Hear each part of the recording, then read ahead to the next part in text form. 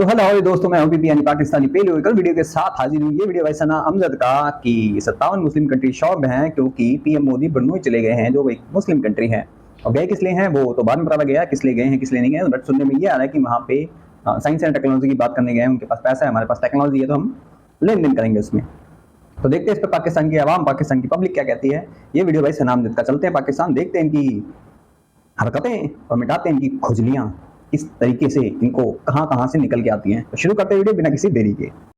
वैसे हमारे सियासतदान इंडिया के बारे में बड़ी बड़ी बातें करते हैं, धमकियां लगाते हैं, सोशल मीडिया पर, मेन स्ट्रीम मीडिया पर आकर कहते हैं इंडिया को ये कर देंगे, इंडिया के दांत खट्टे कर देंगे।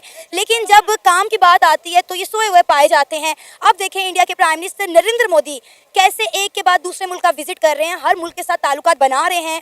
वो नहीं सोच रहे ये छोटा मुल्क है, ये बड़ा मुल्क है, वो वहाँ पे जाते हैं। इवन के बहुत सारे ममालिक ऐसे हैं जैसे पोलैंड हो गया, बरनोई हो गया, जहाँ पे as a Indian prime minister, India के प्राइम मिनिस्टर नरेंद्र मोदी का पहला विजिट है। वो देखिए अपनी फॉरेन पॉलिसी किस तरह मेंटेन कर रहे हैं, हर मुल्क के साथ ताल्लुकात बना रहे हैं। और हम आइसोलेट हो गए, ना हमें कोई बुलाना पसंद कर रहा है, ना हमारे मुल्क में कोई इन्वेस्टमेंट कर रहा है, ना कोई हमारे साथ बातचीत करने को तैयार है। मेरे ख्याल से आपको थोड़ा सा ना पीछे तारीख में जाना पड़ेगा। और दूसरी बात यह है ना कि आप ये देख सकते हो कि ताली एक हाथ से भी नहीं बजती ना। अब अगर पाकिस्तान को इंडिया की ज़रूरत है तो इंडिया को भी पाकिस्तान की ज़रूरत है। आपके नेबर में है 24 करोड़ लोगों की मार्केट है। इसी तरह इंडिया आपके लिए 1 अरब से ऊपर के लोगों की मार्केट है। ऐसा ही है। तो अगर बुनियादी जो मसाइल है, जो बुनियादी इश्यूज़ है, जैसे कश्मीर का इशू हो गया या जैसे बाकी इश्यूज़ हो गए ना, वाटर डिस्प्यूट्स हो गए, तो जो फिलहाल मौजूदा टाइम में इंडिया को पाकिस्तान की जरूरत है किस पर्पज से? गंद फैलाने के, जैसे और देशों में जाके गंद फैलाते हैं, सुअरपंती करते हैं, पीठ में चूड़ा घोपना करते हैं, वहां के कानून नहीं मानते, इस टाइप की जरूरत है क्या? नहीं, हमें इस टाइप की जरूरत नहीं है। और 25 करोड़ लोग, वो वहां पे 25 करोड़ लोग ऐसे हैं ना कि जो अपने देश का मॉल नहीं छोड़ा उन्होंने, वो इंडिया को छोड़ेंगे। शर्म कर लो थोड़ी सी। मतलब कुछ भी बोलते हैं यार तुम लोग, कुछ भी बिना सोचे समझे। इंडिया को किस चीज की जरूरत है? क्या बनाते हो तुम बताओ? बस खाली बोल दो कि हमारे पास पिंक सॉल्ट है, और पिंक सॉल्ट का क्या अचार डालना है, हमने कोई खाता भी नहीं उसको। जो चीज़ें हल नहीं हो रही है, जिन पर आप एग्री नहीं हो पा रहे, तो इसका ये मतलब नहीं है कि आप बाकी ट्रेड भी नहीं कर सकते आपस में। मतलब चाइना और इंडिया के भी आपस में डिस्प्यूट को लेकर उनका कितना बड़ा इशू है। जी बिल्कुल, बॉर्डर डिस्प्यूट है, लेकिन वो फिर भी आपस में ट्रेड कर रहे हैं। ठीक है, तो ट्रेड वॉल्यूम उनका बढ़ता जा रहा है, लेकिन हम बॉर्डर्स हमने ना बंद किए हुए एक दूसरे के साथ। तो मेरे ख्याल से दोनों बॉर्डर्स के दोनों साइड के पॉलिटिशियंस को, दोनों साइड के लीडर्स को ये सोचना चाहिए कि ट्रेड हमारे दोनों के हक में। लेकिन आप ये देखें ना कि अगर बेटा चाइना से जितने मर्जी कलेश हों वो बॉर्डर पे होते हैं। वो हमारे यहाँ पे बंदे भेज के यहाँ पे फटने की कोशिश नहीं करते। यहाँ पे हमारे आम पब्लिक को नहीं मारते आके।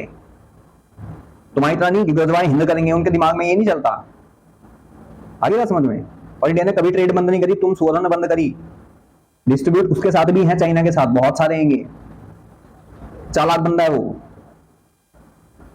लेकिन तुम जैसे सुअरपंती नहीं करता कि ISI, हिजबुल मुजाहिद, ये वो, मतलब 36 है यहाँ पे यार, इतनी सारी ऑर्गेनाइजेशन घुस के बैठी हुई हैं।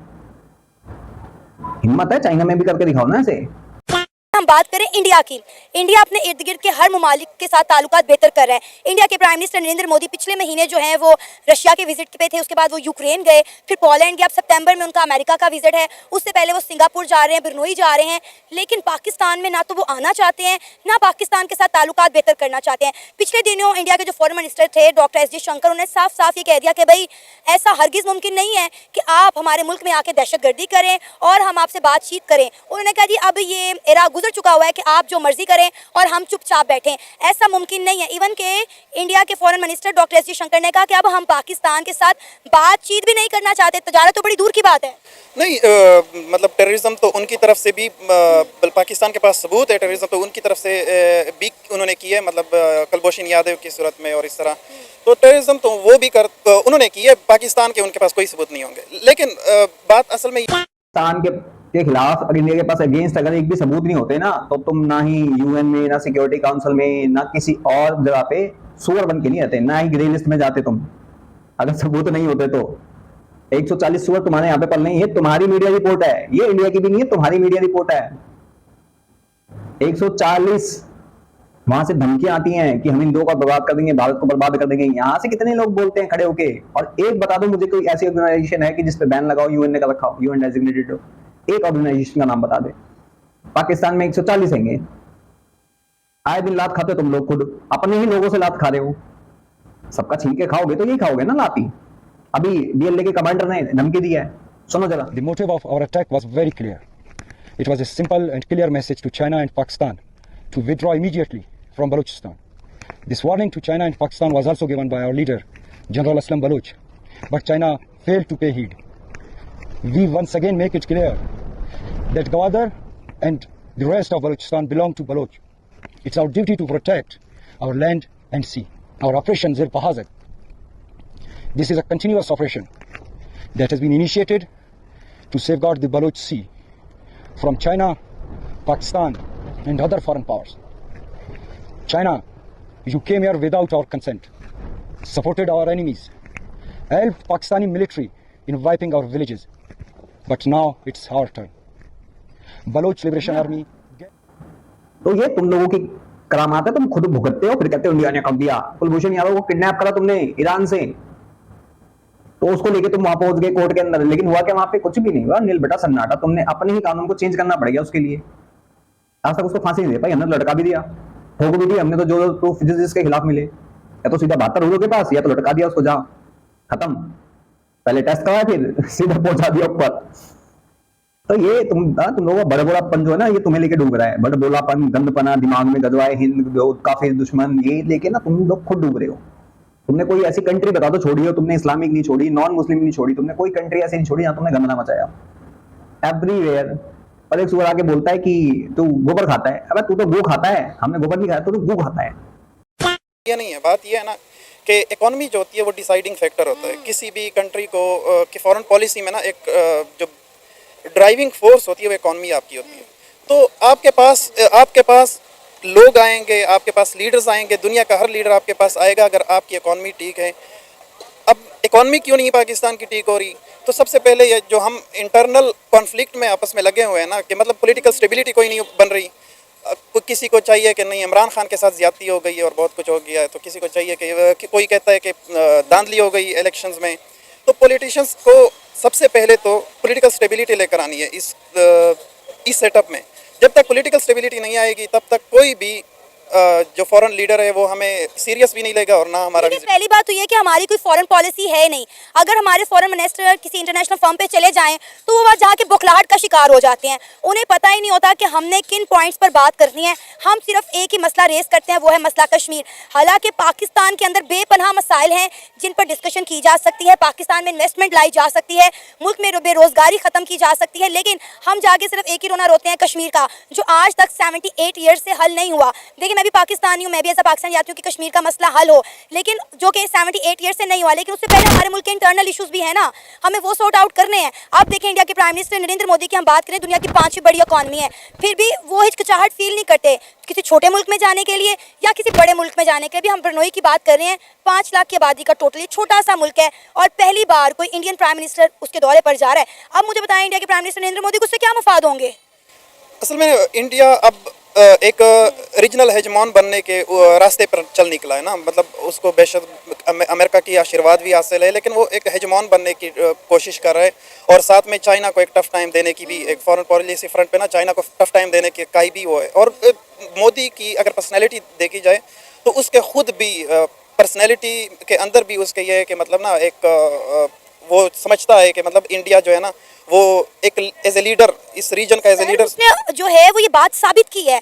अगर हम बात करें नरेंद्र मोदी की पर्सनालिटी की तो दुनिया के पसंदीदा तरीन लीडर हैं।